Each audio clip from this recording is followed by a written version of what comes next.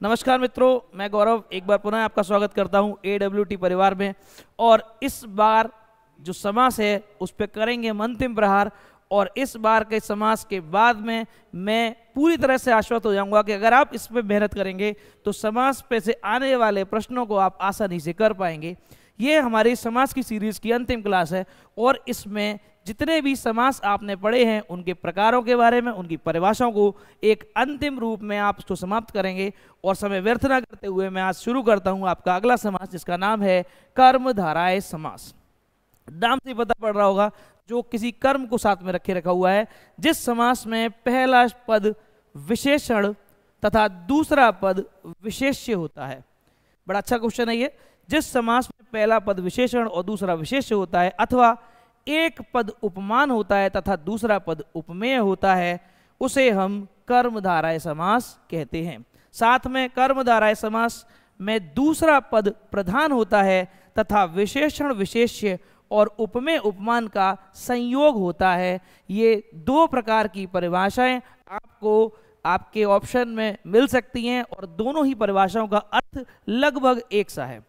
लेकिन यहाँ पे जो समझने वाली बात है वो ये है कि विशेषण और विशेष्य क्या होते हैं। तो जैसा कि आपको पता है कि किसी वस्तु की विशेषता बताने वाले जो शब्द होते हैं वो विशेषण कहलाते हैं, और जिन शब्दों की ये विशेषता बता रहे हैं वो या तो संज्ञा होते हैं या फिर सर्वनाम होते हैं, जिन्हें संयुक्त रूप से हम विशेष्य के रूप में जानते हैं।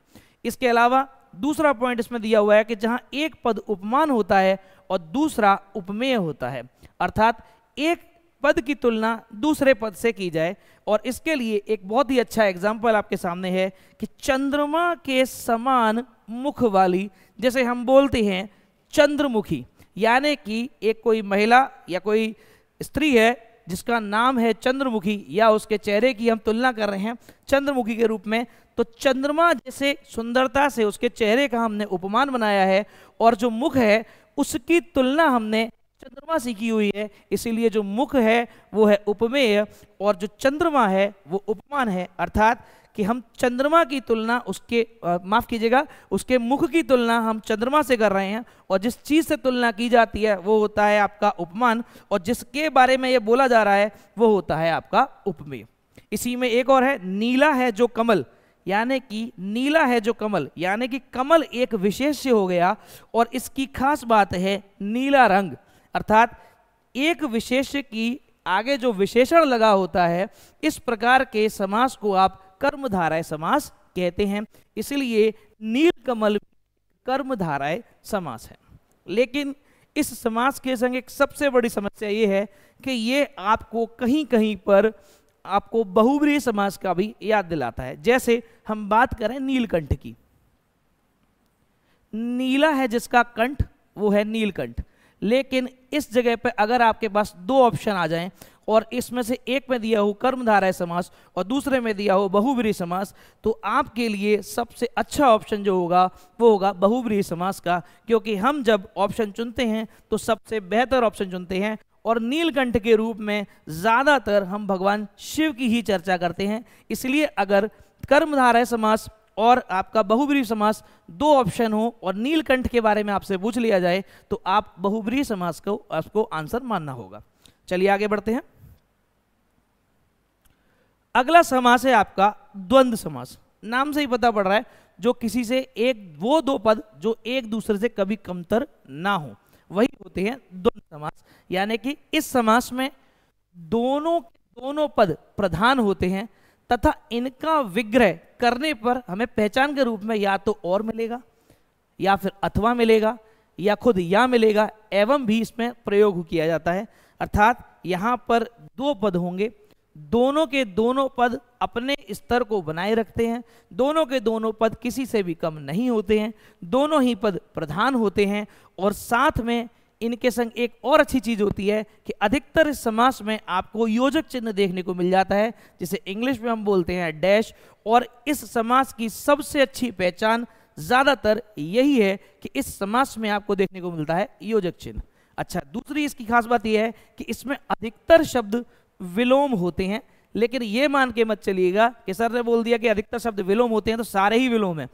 ज्यादातर शब्द इनमें योजक चिन्ह लगा होता है और ज्यादातर शब्दों में विलोम का आपको एहसास होता है। जैसे कि यहाँ पे दिख रहा होगा आपको, माता और पिता, विग्रह करने पे और आ जाएगा, माता पिता दोनों ही हमारे लिए बराबर हैं और यहाँ पे डैश लगा हुआ है। लेकिन आप देखेंगे जल और वायु, यहाँ पर डैश की अवस्था नहीं है, यानी कि योजक चिन्ह नहीं है, फिर भी यहाँ पर समास विग्रह में जल और वायु साथ साथ लेंगे। इसके अलावा अन्न और जल, अन्न और जल ये देखने में आपको कहीं से भी विलोम नहीं लगेंगे, क्योंकि जल का जो विलोम होता है वो अग्नि होता है। लेकिन फिर भी यहाँ पर जो शब्द बना है वो द्वंद्व समास बना है, क्योंकि जितना हमारे लिए जल इंपॉर्टेंट है, यानी जितना जल आवश्यक है उतना ही हमारे लिए अन्न भी आवश्यक है, इसलिए अन्न और जल हमें द्वंद्व समास का एहसास कराते हैं। ठीक उसी प्रकार से नर और नारी, जहां पर आपको देखने को मिलता होगा विलोम शब्द जिस प्रकार से माता पिता में मिला था, और यहां पर भी योजक चिन्ह का प्रयोग किया गया है। अर्थात हम कह सकते हैं कि वो समास जिनका विग्रह करने पे आपको और, अथवा, या, एवं प्राप्त होता है, और साथ में जिसमें अधिकतर या तो आपको योजक चिन्ह देखने को मिल जाएगा या फिर आपको विलोम शब्द देखने को मिल जाएंगे, वो समास आपका द्वंद्व समास होता है। और दूसरे शब्दों में इसमें कहीं पर भी दोनों पद अप्रधान नहीं होते हैं और दोनों ही पद अपने आप में प्रधान रूप में कार्य करते हैं, दोनों किसी से कम नहीं होते हैं। ये आपको विशेष रूप से याद रखना है। आइए आगे बढ़ते हैं और अगले समास की ओर। अगला समास है आपका बहुव्रीहि समास। बहुव्रीहि समास की एक खास बात और है कि बहुव्रीहि समास जो होता है आपका, वो ऐसा समास है जो ना तो प्रथम पद को लेकर के चलता है, ना ही ये द्वितीय पद को प्रधान मान के चलता है, बल्कि इसमें दोनों पद जो होते हैं वो गौड़ साबित होते हैं, अर्थात अप्रधान होते हैं, और साथ में इनके जो एक नया शब्द बनता है वो तीसरा पद प्रधान होता है, और ये समास उसी शब्द से पहचाना जाता है।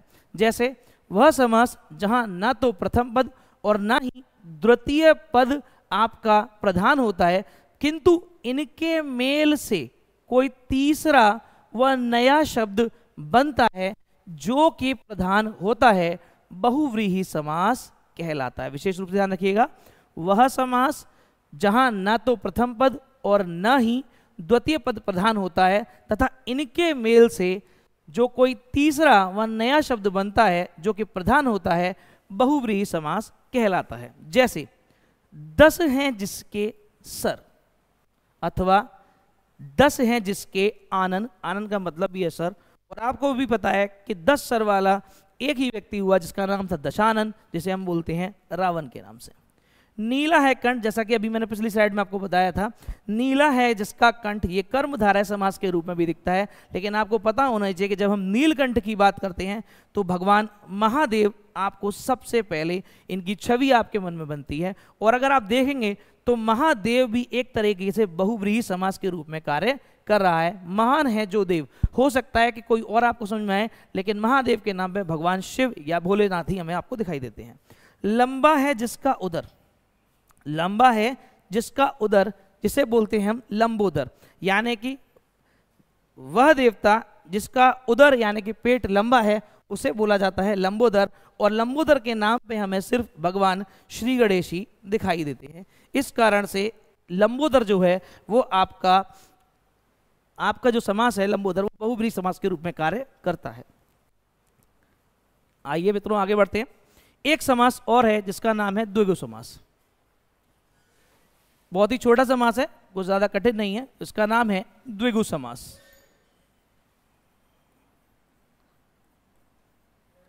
और इसकी बहुत ही छोटी परिभाषा है, इसलिए मैंने इसे स्लाइड में शामिल नहीं किया था। द्विगु समास वो समास है जिसमें पहला पद संख्यावाचक विशेषण होता है और दूसरे पद की ये विशेषता को बताता है, और एक गुणवाचक के रूप में या समूहवाचक के रूप में कार्य करता है। मतलब इसका पहला पद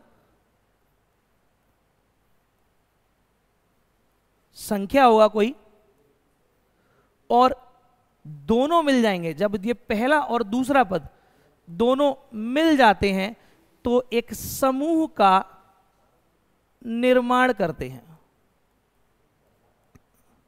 दोबारा समझिएगा, एक बार और समझा देता हूं।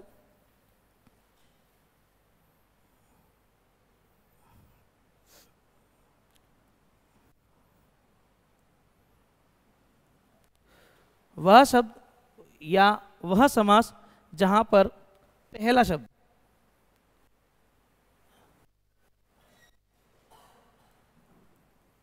पहला शब्द संख्यावाचक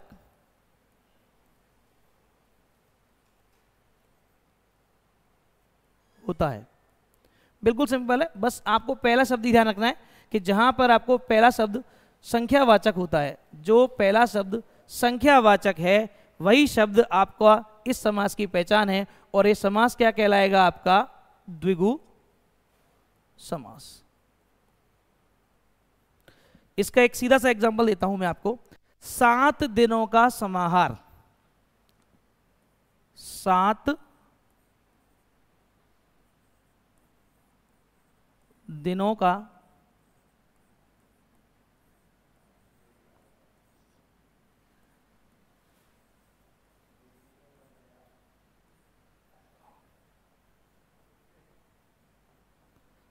समाहार, इसे बोलते हैं हम सप्ताह।